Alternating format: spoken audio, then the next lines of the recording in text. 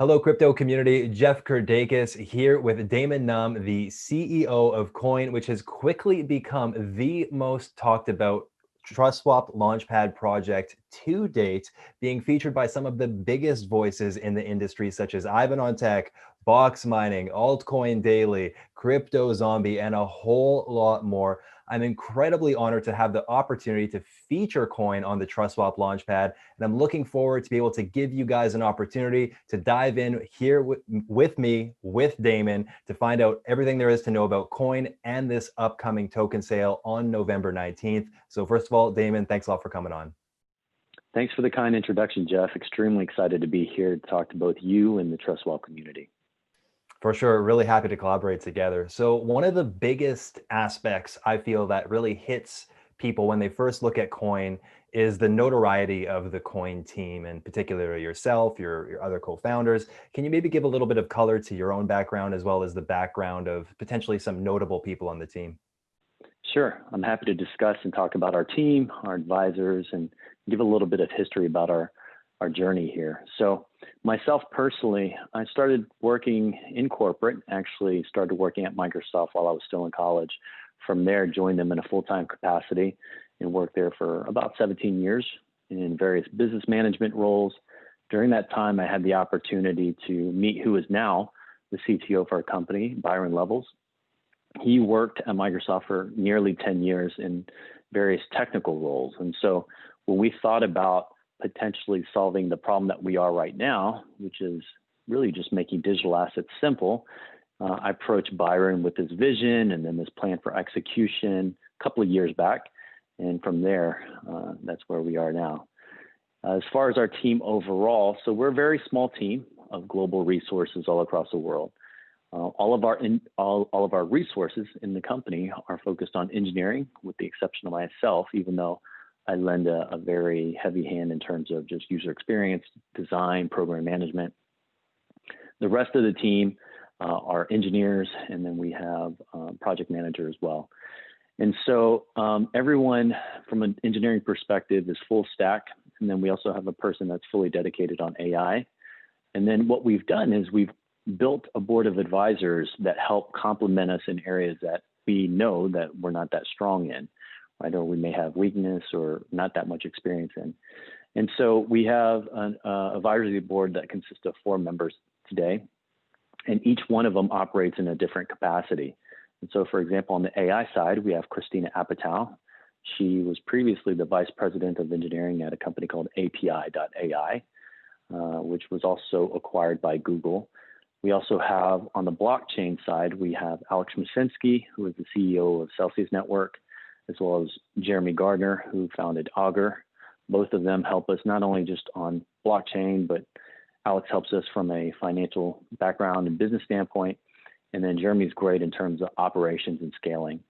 And then lastly, from a PR and media perspective, we leverage Pete Cashmore, who is the founder of Mashable.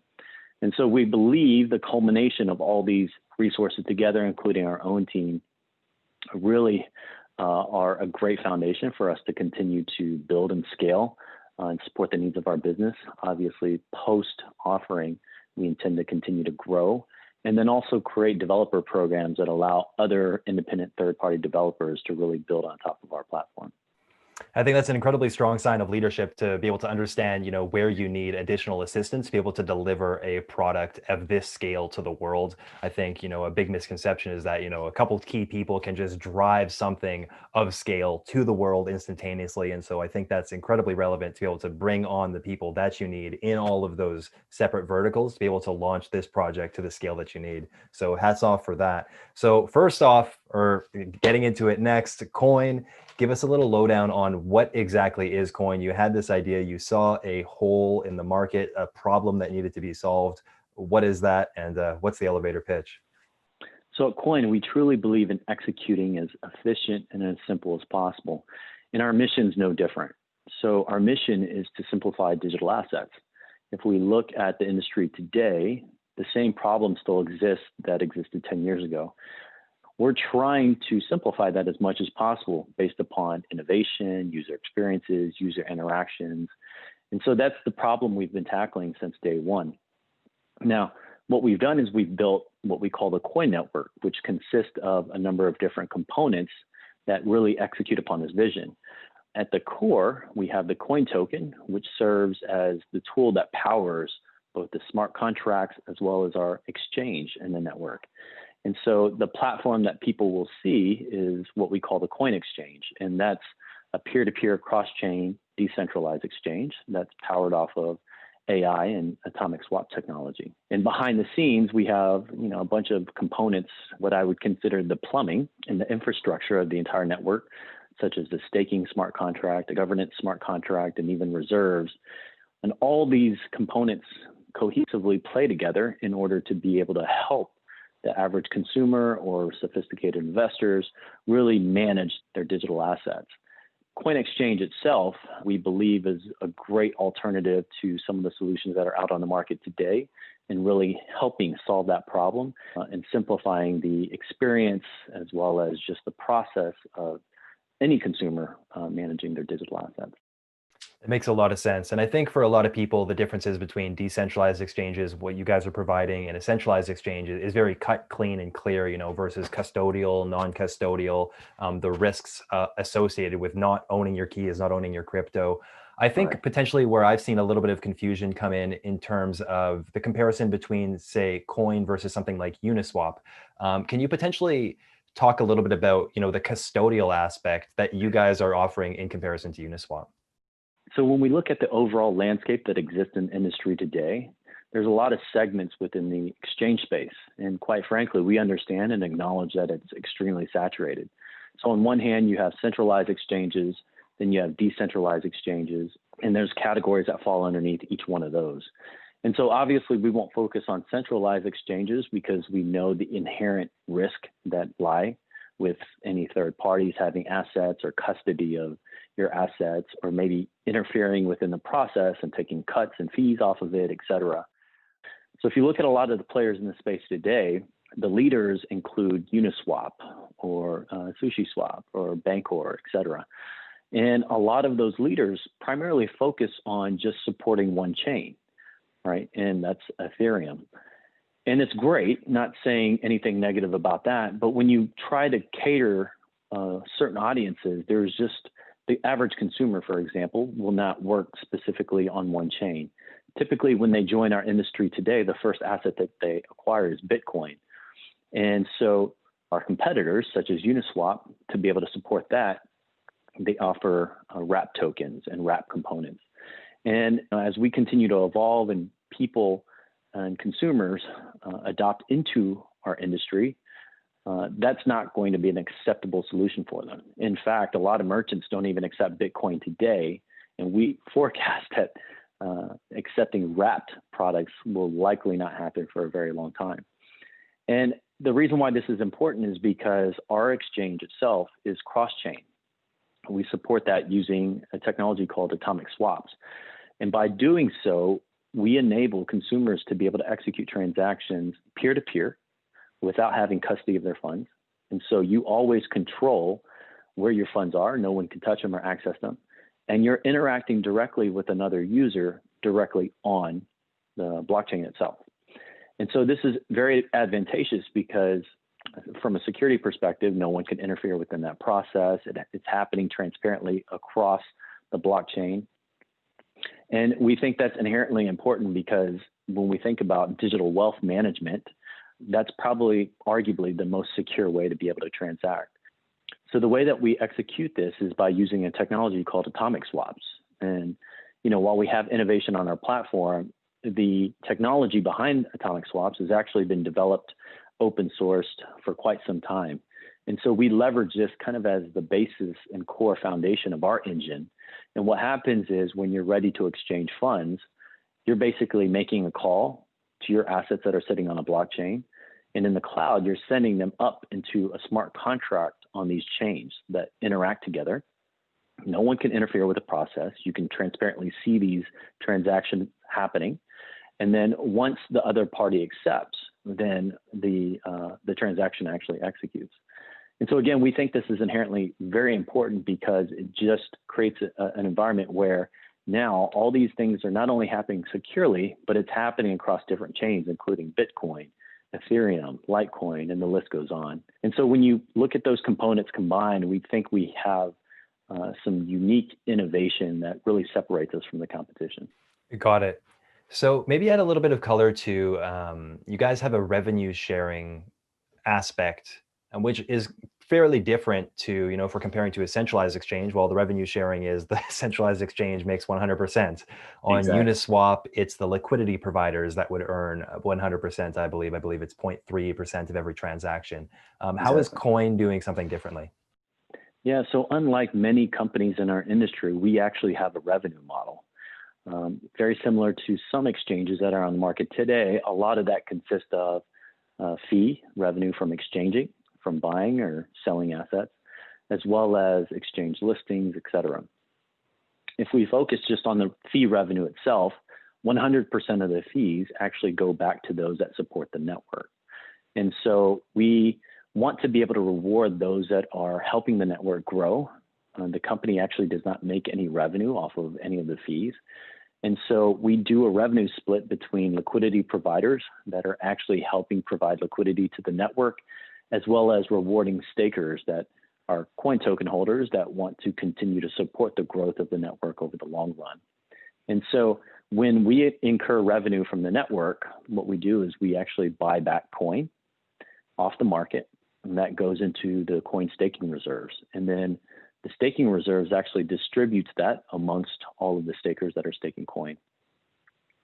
And so at a very high level, what we want to do is not focus on creating wealth for individuals within the company, but rather we want to decentralize even our company as much as possible so that we're rewarding the people that are growing the network themselves. And those are people that are providing liquidity to the network and really helping grow and scale it. Got you. And then in terms of, because everyone's always wondering, well, then what is the incentive for, the team to work and to stick with this and to make sure that this project is going to continue to advance forward?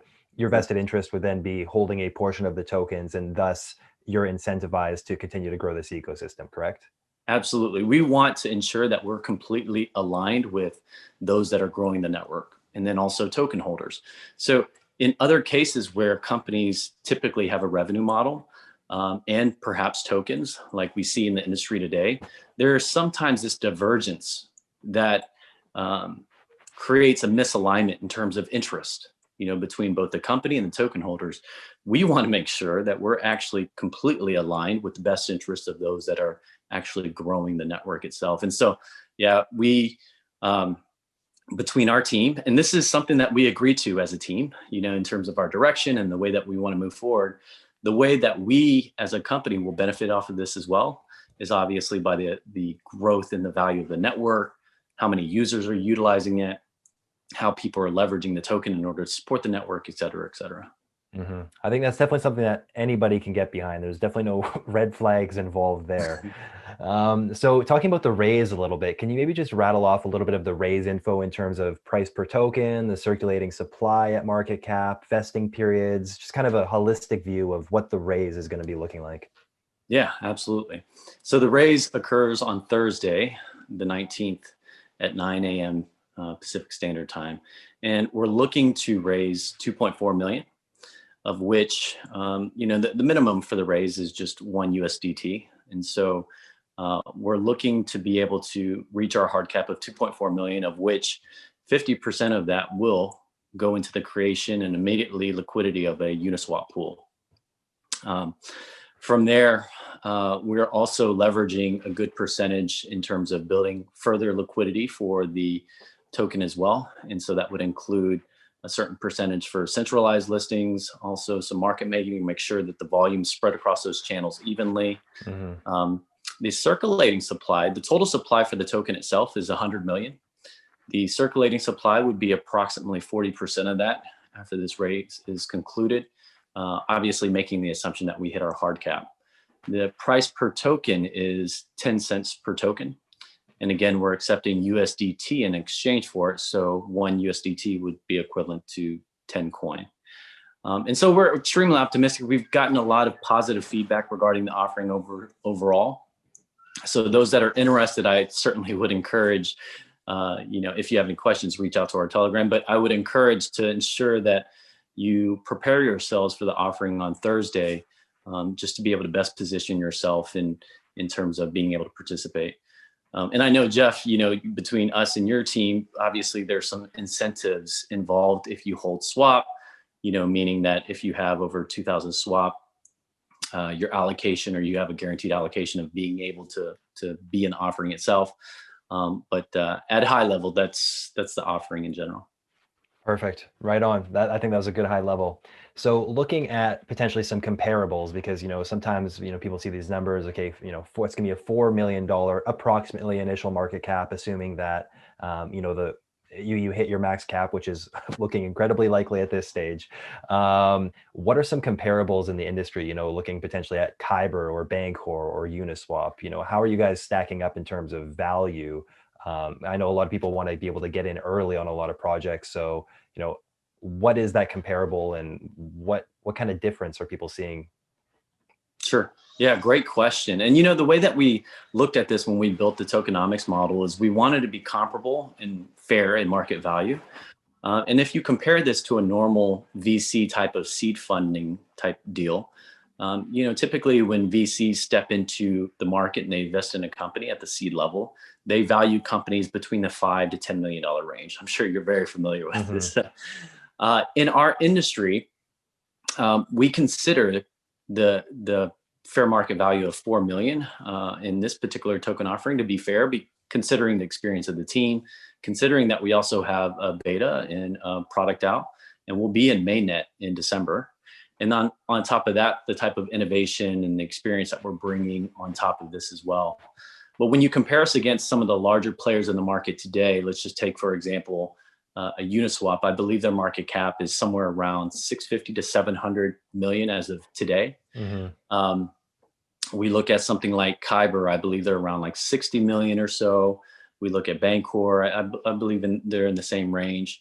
And then even some of these anonymous projects such as SushiSwap, which are, I think in the hundreds of millions as well.